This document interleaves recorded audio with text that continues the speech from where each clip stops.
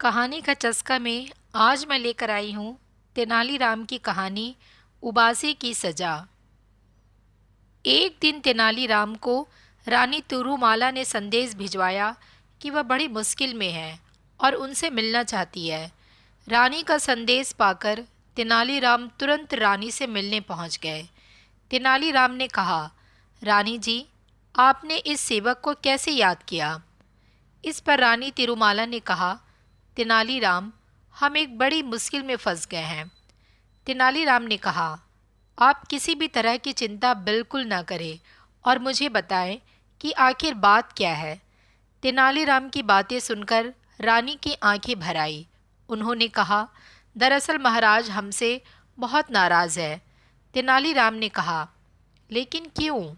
आखिर ऐसा क्या हुआ? रानी ने बताया, एक दिन महाराज हमें एक नाटक पढ़कर सुना रहे थे और तभी अचानक हमें उबासी आ गई। बस इसी बात से नाराज होकर महाराज चले गए। रानी ने तेनालीराम से कहा, तब से कई दिन बीत गए हैं लेकिन महाराज मेरे पास नहीं आए हैं। मैंने गलती ना होते हुए भी महाराज से माफ़ी भी मांग ली थी लेकिन महाराज पर इसका कोई असर नहीं हुआ। अब तुम्हें मेरी इस समस्या का समाधान बता सकते हो तेनालीराम। तेनालीराम ने रानी से कहा, आप बिल्कुल भी चिंता न करें महारानी, आपकी समस्या दूर करने की मैं पूरी कोशिश करूँगा।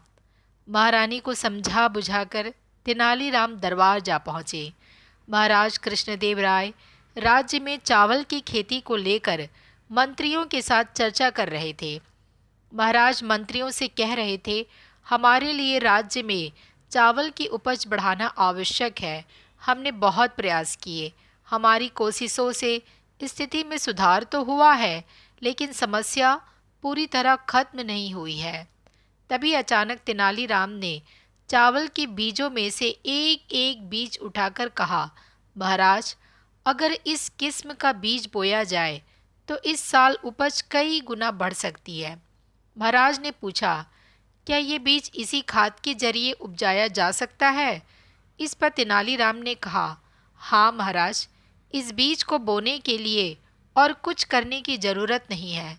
परंतु महाराज ने पूछा, परंतु क्या तेनालीराम?